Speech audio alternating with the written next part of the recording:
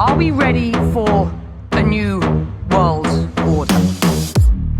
Very warm. The United States is in the state of war. Undeclared total war. The key to the new war would be secrecy. Hello and welcome back to the Jeremy Elliott Show. Modern day people think that the divine right of kings to rule idea is an old, outdated, antiquated concept no longer in use. This couldn't be further from the truth. In this episode, we'll see that the divine right of kings to rule concept is very much alive and thriving, as well as we'll look into the authority by which the elite believe that they have been given this divine right to rule. There are those that consider themselves the elite families of the earth. Today, they trace their bloodlines going back to the ancient past, before Alexander, before the great African kings and the pharaohs of Egypt, Ramses II, first, Thutmose IV, Amenhotep III, second and first, past the kings of Babylon, Nebuchadnezzar IV, all the way back to ancient Sumer and the Sumerian kings list, where the great culture heroes of old, accredited with civilizing mankind, were either the gods or the demigods, semi-divine or quasi-divine creatures of ancient Sumer, like the Anunnaki or the Apkallu, the seven sages that were said to have founded the seven ancient cities of Eridu, Nippur, Caleb, Kesh, Lagash, and Shurpak, either mated with human women to produce the next god king, or taught mankind the secrets of creation and civilization.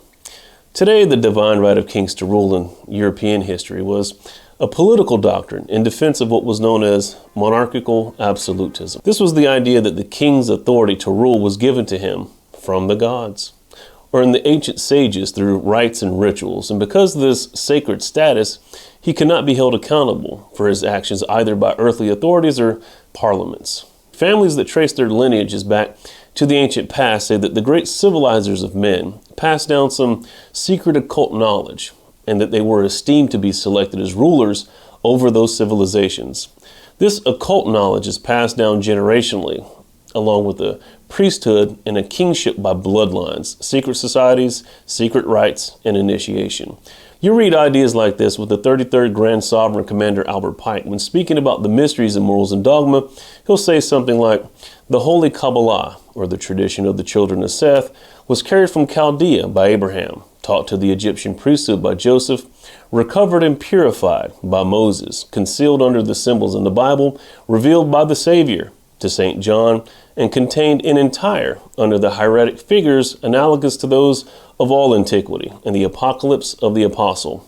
Or as Gary H. Cobb puts it in En Route to Global Occupation, page 74, he says, all the ancient mysteries, for example, had an occult priesthood which ruled the country and the empire in association with an appointed priest king. In order to enter the priesthood, one always had to go through a series of secret occult rituals and initiations. Or as Fritz Springmeier in Bloodlines of the Illuminati puts it on page 2, long ago, in the dark unwritten pages of human history, powerful kings discovered how that they can control other men by torture, magical practices, wars, politics, religion, and interest-taking. These elite families designed strategies and tactics to perpetuate their occult practices.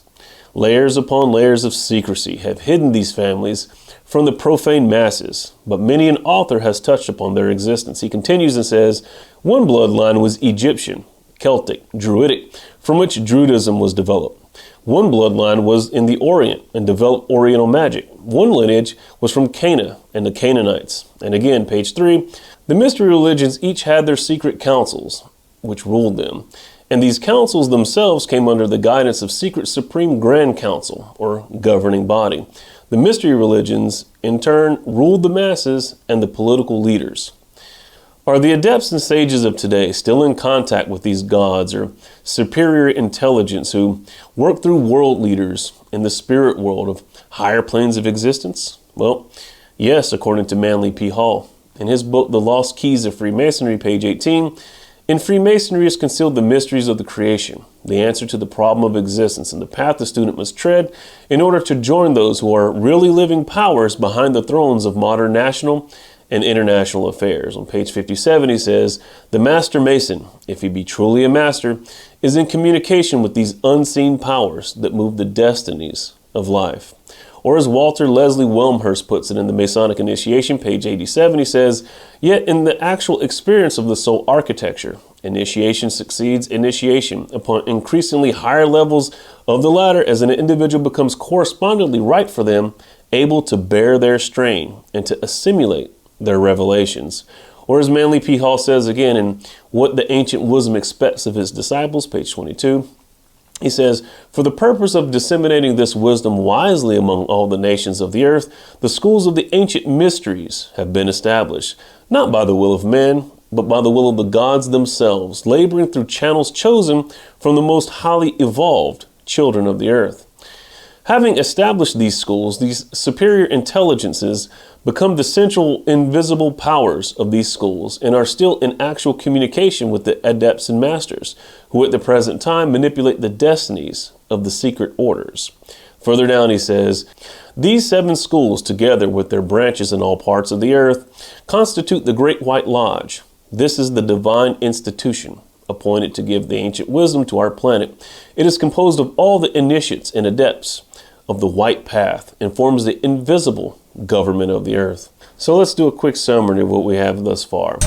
We have a divine right of kings to rule based on some secret occult knowledge passed down from the ancient civilizations by gods or demigods or semi-divine beings that civilizes, educates, and enlightens mankind, and is taught to adepts and sages who represent an occult priesthood, who founded the mystery schools, preserving this ancient occult knowledge, who then, by rituals and rites, initiate those proven worthy of a particular bloodline to become the next leader, ruler, king, emperor, of which they are still in contact with these supernatural intelligences on other planes of existence that govern this world as an invisible government through their initiates. Got it. Okay. Preservation of the bloodlines then seems to be an important task to make the whole system work. And so which bloodlines are they talking about? Well, before we get into that, make sure to stay up to date with everything Iconic by following us on all of our social media. Don't forget to like, subscribe, and share. You can support us by going to patreon.com/The Iconic Podcast and making a monthly pledge. You can also support us by going to theiconiclabel.com and purchasing a hat, a hoodie, or a t-shirt.